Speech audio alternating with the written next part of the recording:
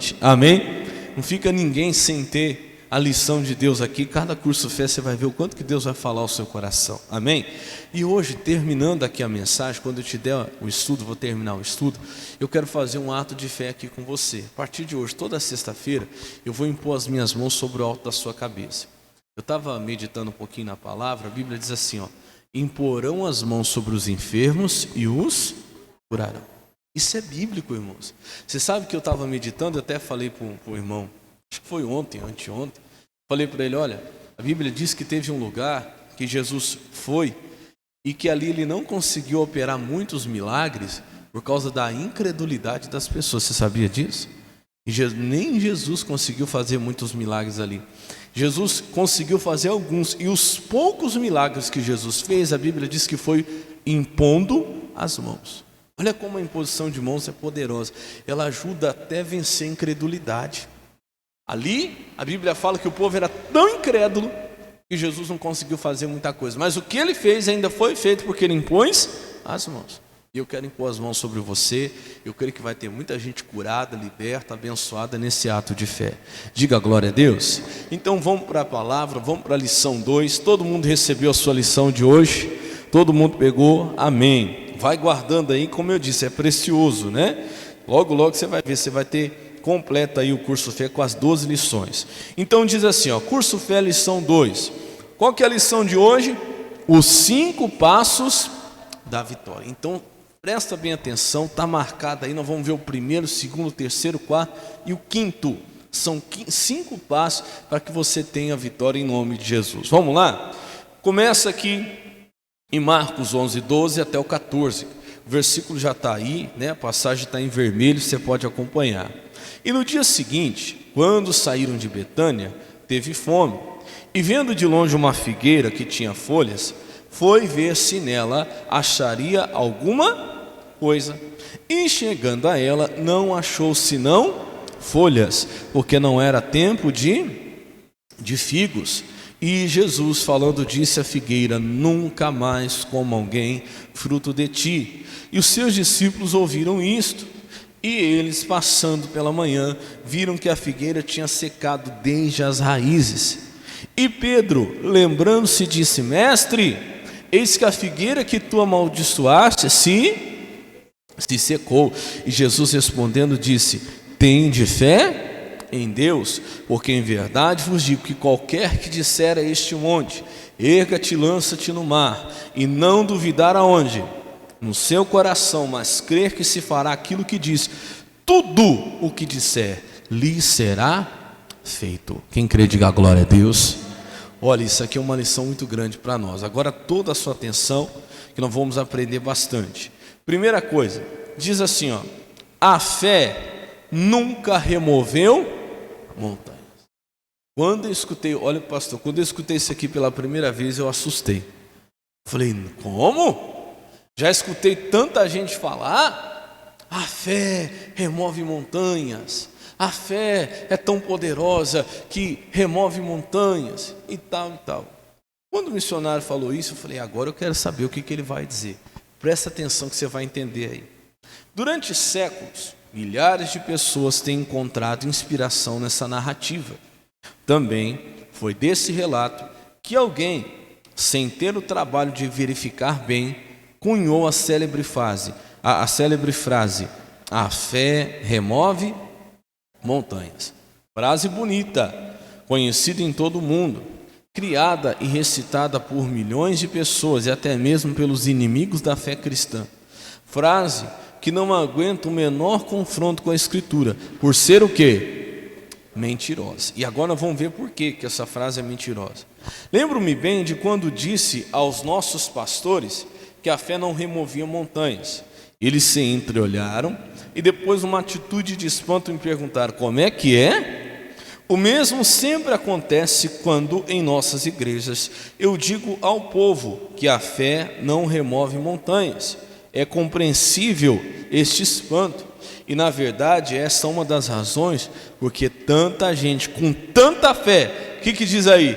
Não recebe praticamente nada de quem?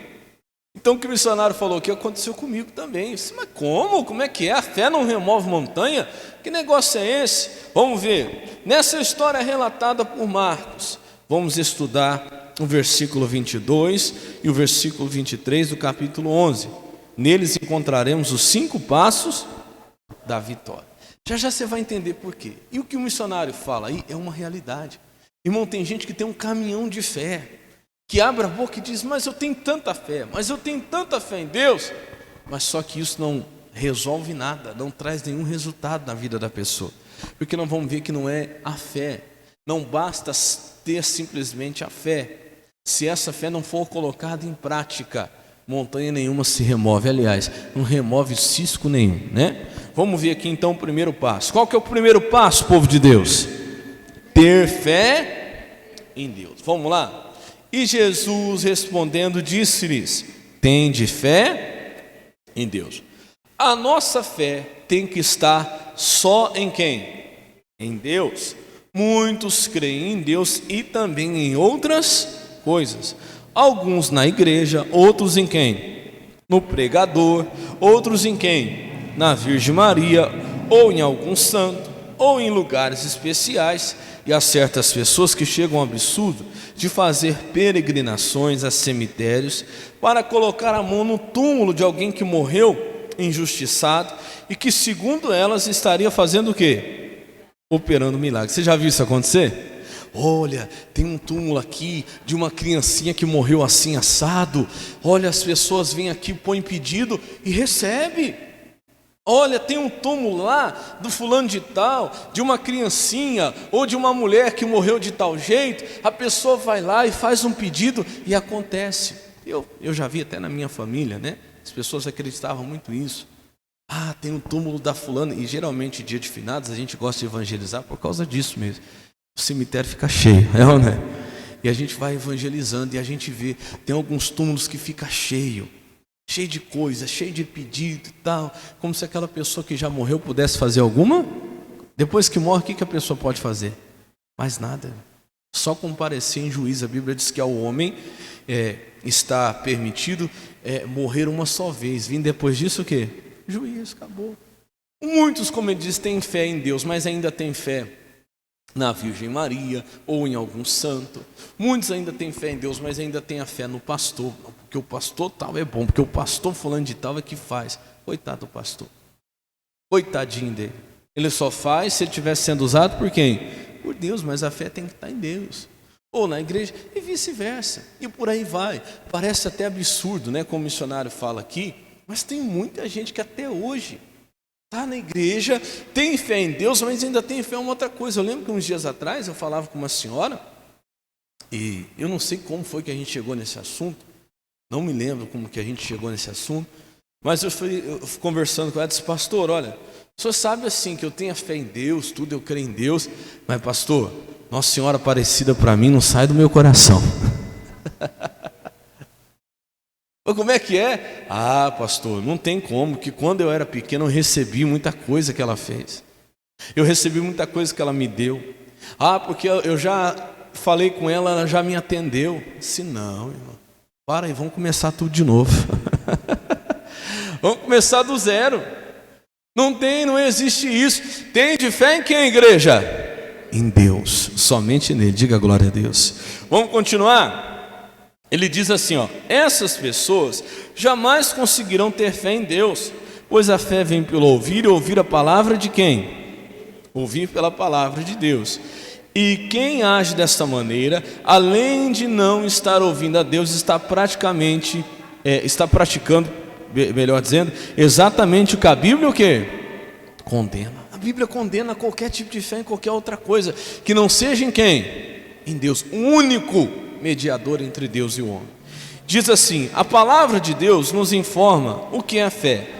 A fé é o firme fundamento das coisas que se esperam e a prova das coisas que se não veem. Quando damos ouvido à palavra de Deus, aparece no nosso espírito uma certeza de que aquilo que a palavra revela nos pertence. Isto é o que é fé. É esta a fé que precisamos ter em quem? Em Deus. A nossa fé tem que estar em Deus e só nele. Ele não aceita dividir a sua glória com nenhum outro. Olha o que diz aí Isaías 42:8. Eu sou o Senhor, este é o meu nome. A minha glória, pois a outrem não darei, nem o meu louvor a quem? As demais.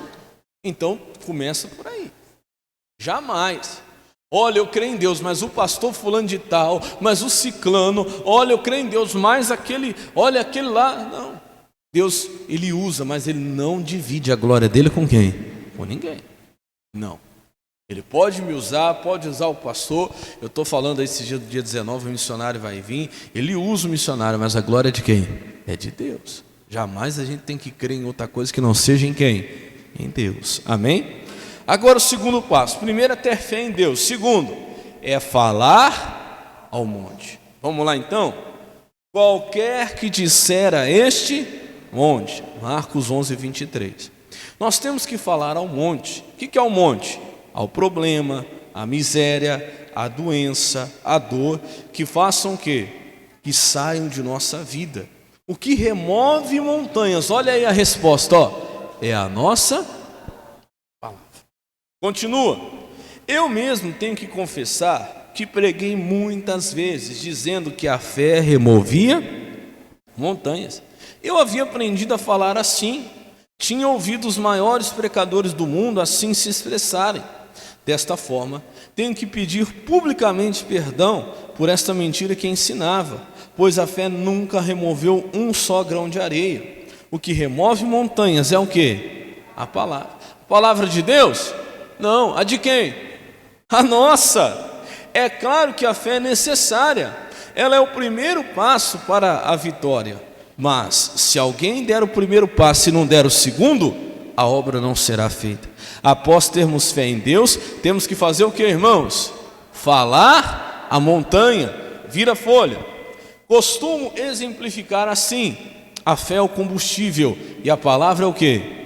É o veículo. Olha só, nenhum veículo anda sem combustível. E nenhum combustível faz o que? Move montanhas. Deus é um Deus de fé, isto é, Ele possui toda a fé, Ele é perfeito. No entanto, no início, quando o Senhor criou os céus e a terra, Ele não ficou dizendo para si mesmo que tinha fé para criar o que quisesse, e que assim numa hora dessas criaria uma porção de coisas. Ao contrário, diz a Bíblia que Ele, o Senhor, agiu segundo estes princípios que estamos estudando. E disse Deus, e o resultado nós conhecemos. Diga glória a Deus. Então aqui que está o segredo, aqui que está uma mudança, assim, uma chave que virou. Eu falo para mim, né, primeira vez que eu vi isso, e que virou para muita gente. Não adianta ficar dizendo para mim, olha, eu tenho fé para orar e a coisa acontecer, e eu nunca oro. Eu tenho fé para dizer isso, e tenho fé de que pode acontecer quando eu falar, mas eu não digo, eu não falo. Como o missionário disse, a fé, ela é o combustível, mas a palavra é o quê? É o veículo. E que adianta você ter lá, um exemplo, daqui a pouquinho nós vamos indo para São Paulo. Um tanque de combustível nos leva até São Paulo, leva ou não leva? Sim ou não? Mas pega eu o tanque de combustível, fica aqui com o tanque de combustível, vou chegar aonde? Aquele combustível tem capacidade de me levar? Sim, se ele for colocado num carro e eu subir nesse carro e acelerar para que ele faça o motor do carro funcionar, aí eu consigo chegar até lá. Assim, muita gente que está com o tanque de combustível cheio para chegar até São Paulo, para chegar até a cura, para chegar até a libertação, mas ela não está usando esse combustível. A palavra é o veículo. Não foi à toa que Jesus diz, qualquer que disser a esse monte, tem que falar ao monte. Eu não sei qual é o seu monte hoje, pastor, o meu monte é uma enfermidade que o médico disse que eu tenho. Ele falou que não tem cura, o meu monte é uma dívida que eu tenho.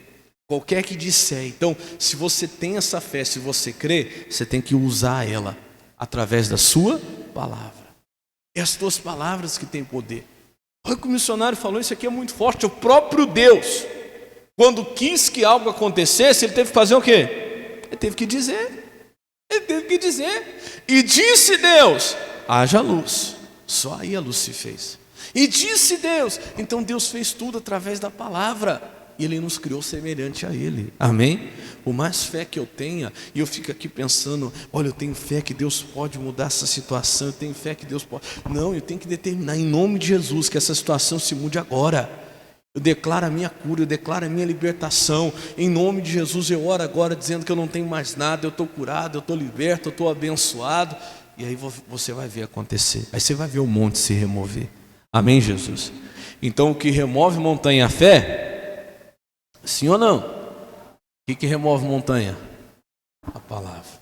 Já está aprendendo, amém? Quem aprendeu, diga amém. A hora que alguém falar para você, a fé remove montanha. Você vai falar o quê? Não, meu amigo. A fé é necessária, mas o que remove a montanha é o quê? Jesus diz, qualquer que disser o monte. Esse detalhe às vezes a gente perde. Quem está aprendendo aí, diga amém. Terceiro passo, isso aqui é muito importante agora. Ó. Ele diz aqui, qual que é o terceiro passo? Não duvidar em seu.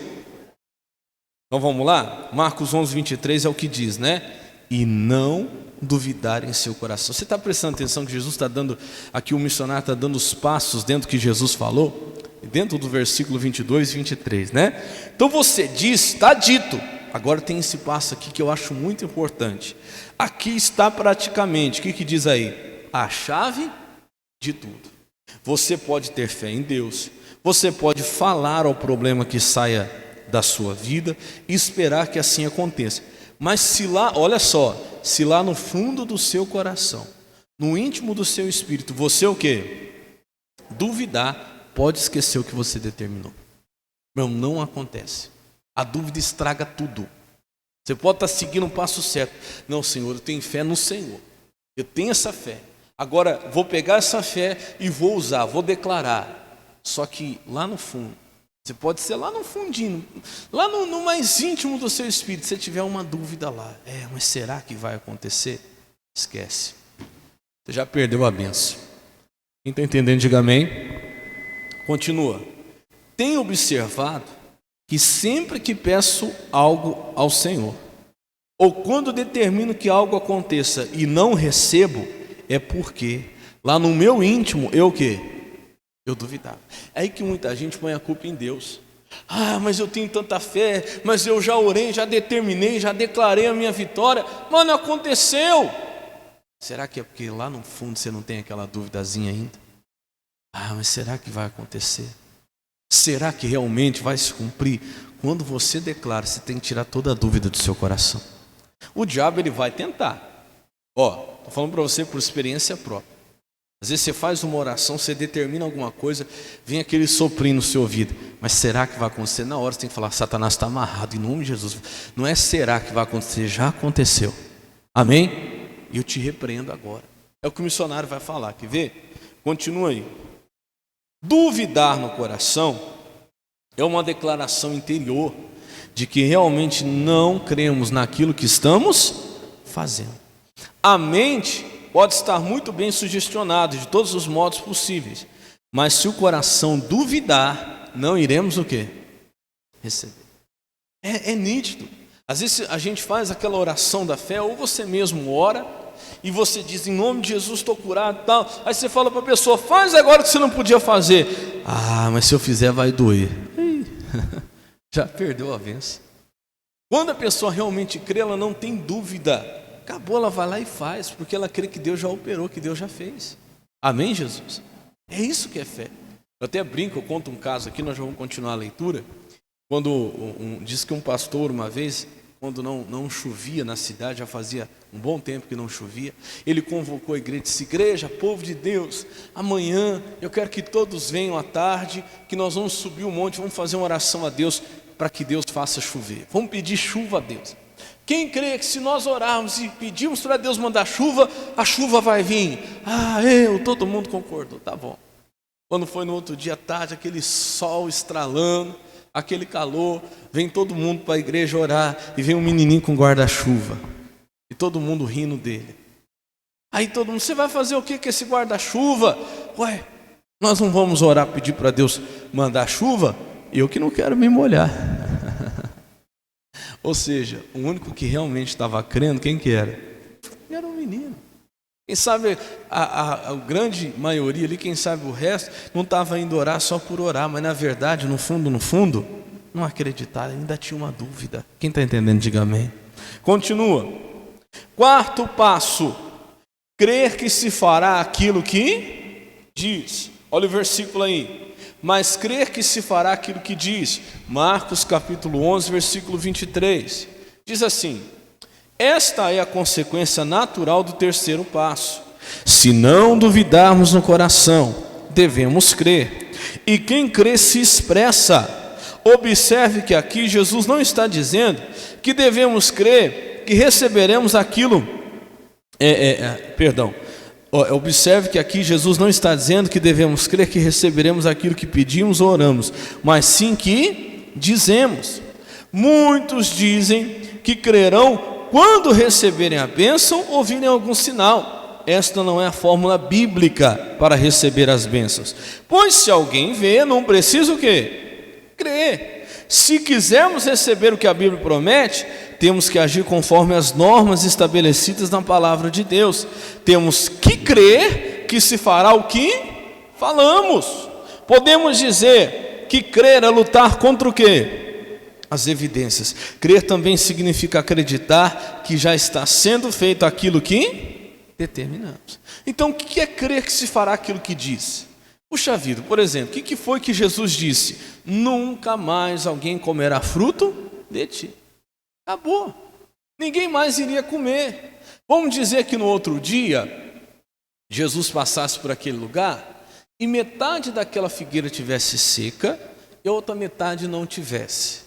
A outra metade que não estivesse seca ainda poderia continuar dando fruto, sim ou não? Sim.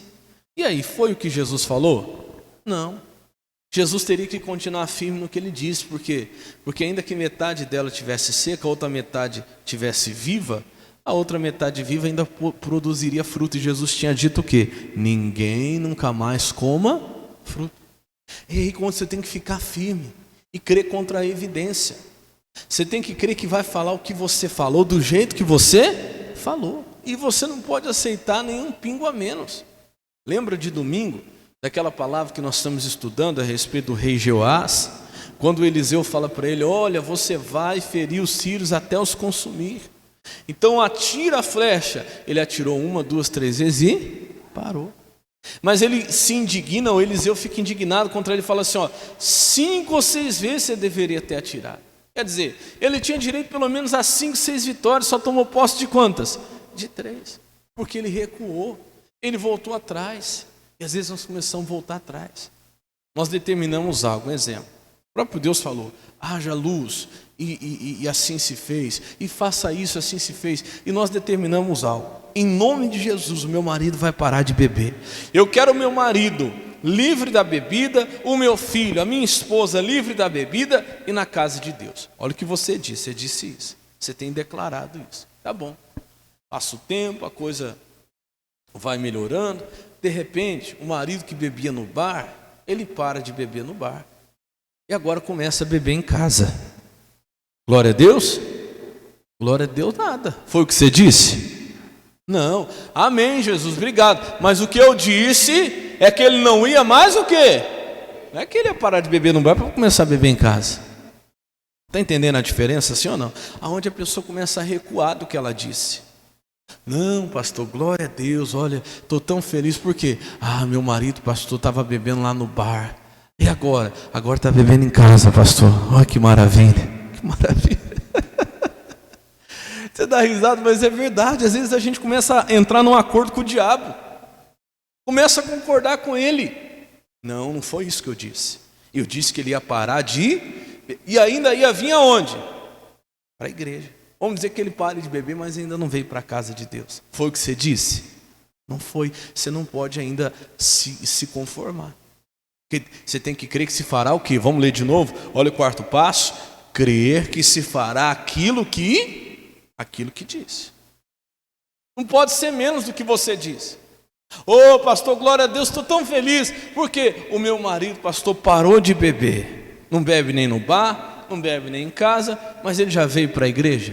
Não, ainda não veio. Então você não pode parar, porque não foi o que você disse. Quem está entendendo, diga amém. Você tem que tomar posse de tudo que Deus tem para você. É aí que às vezes falta para nós. Não, Jesus, eu quero toda a minha casa na tua presença. Obrigado pelo que o Senhor já fez, mas o que eu disse é que eu e a minha casa estaria na presença de Deus. Amém, Jesus? Você está entendendo? Quem está entendendo o que eu estou explicando aqui, diga amém. Não entre em acordo com o diabo não, irmão. Você tem que crer que se fará aquilo que você disse, e nada menos do que isso. Amém, Jesus? Continua aqui. Quinto passo. Esse passo aqui não é nosso. Ele diz assim, ó: tudo o que disser lhe será feito. O que diz aí? Esse passo não é nosso. Ele é de quem? Então, ele é do Senhor. Até o quarto passo é a gente que faz, é a gente que dá. Esse último é o próprio Deus agora que vai fazer. Diz assim, ó: vamos recordar a nossa parte no processo do recebimento das bênçãos. Primeiro temos que ter fé em Deus, né? Ter fé, a certeza das coisas que se esperam em quem? Em Deus, só nele. E ela vem por ouvir e ouvir a palavra de Deus. Esse é o primeiro passo, ter fé. Segundo, a seguir devemos nos dirigir ao problema com voz de autoridade e ordenar que saia da nossa vida. Ato contínuo, não podemos permitir que o nosso coração duvide, é o terceiro passo, não duvidar no seu coração. Em seguida, precisamos crer que aquilo que falamos nos será o feito, é o quarto passo. Então teremos a obra feita. Por quem? Certamente será pelo poder. Aí é o quinto passo, aí é o passo de Deus. Se você tiver fé, não ficar só com a fé no coração, mas declarar, dizer ao monte, disser ao monte, falar, ordenar. Terceiro, não duvidar onde? No coração. Mas não basta só não duvidar, você tem que crer que se fará o que você disse, não vai ser diferente. Irmão, o quinto passo já não é seu, aí é o próprio Deus. Tudo que disser, ele diz, será feito, não vai ser menos do que isso. Diga glória a Deus. E você tem que ficar firme. Certa vez eu estava mostrando isso na prática, na igreja. Às vezes o demônio ele nos desafia. Uma vez manifestou um demônio na igreja, eu estava com um microfone, e era um microfone de fio. Olha que coisa. Essa moça, ela tinha um bebê, era uma moça, uma jovem, ela tinha um bebê, e manifestava um demônio nela direto, ela queria se matar. Na igreja lá de Araçatuba, lá do Rio da Mandarim. Um dia eu estou aqui fazendo oração forte, de repente essa moça manifesta, e quando ela manifestava, o demônio levava ela para o meio da rua. Ela manifestou, e largou a criança e saiu assim para o meio da rua, e o obreiro tentando segurar, e ela lutando com o obreiro, e o obreiro tentando segurar, ela querendo correr para o meio da rua, e eu não podia sair de onde eu estava, porque eu estava com o fio, o microfone segurando, né, de fio, e eu não pensei outra coisa, na hora veio assim aquela direção de Deus, eu gritei assim, demônio, você está amarrado aí em nome de Jesus.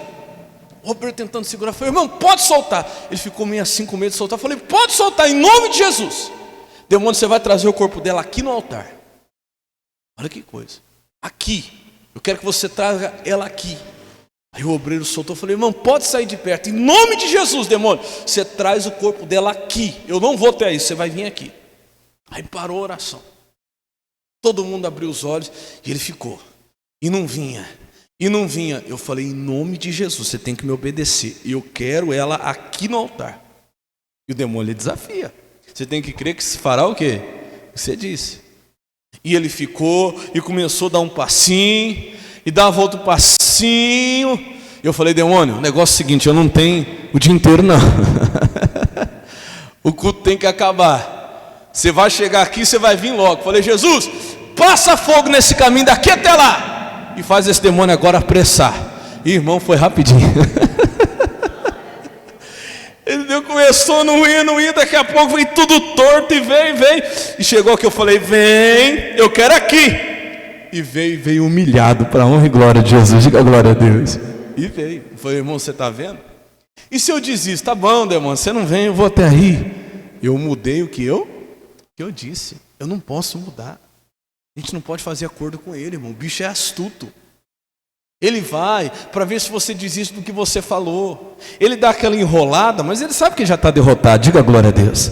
Mas ele fica para ver se você volta atrás, para ver se você desiste, para ver se você desanima. Se você ficar, o que Jesus ensinou? Resistir a quem?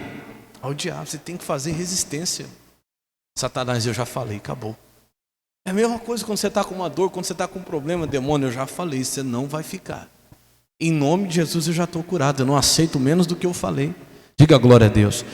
Tudo que você disser será feito por quem? Pelo próprio Deus. E Deus faz, irmão. Ele diz: tudo que você determinar em meu nome, eu farei. Aquele dia foi tremendo, uma experiência até para mim. Veio, expulsei aquele demônio, aquela moça ficou firme na casa de Deus. Diga glória a Deus. Creia. Olha o que ele vai dizer agora para terminar. Nossa posição de filhos de Deus. A nossa posição como filho de Deus é altamente o quê? Privilegiada. Somos nós que fazemos a diferença. A bênção de que precisamos não depende mais do Senhor, e sim de quem? De nós. É diferente, não é? Pois bem, a nossa responsabilidade aumenta na proporção em que aprendemos a verdade. Agora que sabemos como fazer o poder de Deus agir em nosso favor, não podemos ficar nos enganando, tentando fórmulas mágicas inventadas por qualquer pessoa. Aquele que quer realmente vencer há de tomar as suas decisões sobre o que a palavra revela, pois é a própria palavra que trará a libertação que ele deseja. E conhecereis a verdade vos libertará. João 8,32. Amém? Vamos pôr em prática então os 5 passos agora? Fique de pé, deixa o seu estudo aí, que eu quero fazer aquilo que a palavra de Deus mandou. Primeira coisa, ter fé em quem? Em Deus, mais nada, mais ninguém. Segunda coisa, dizer, qualquer que disser a este monte. Não adianta, lembra? A fé é o combustível, mas a palavra é o quê? É o veículo. Posso ter um caminhão de fé, mas se eu não declarar essa fé, determinando, chamando a existência, não vai acontecer nada.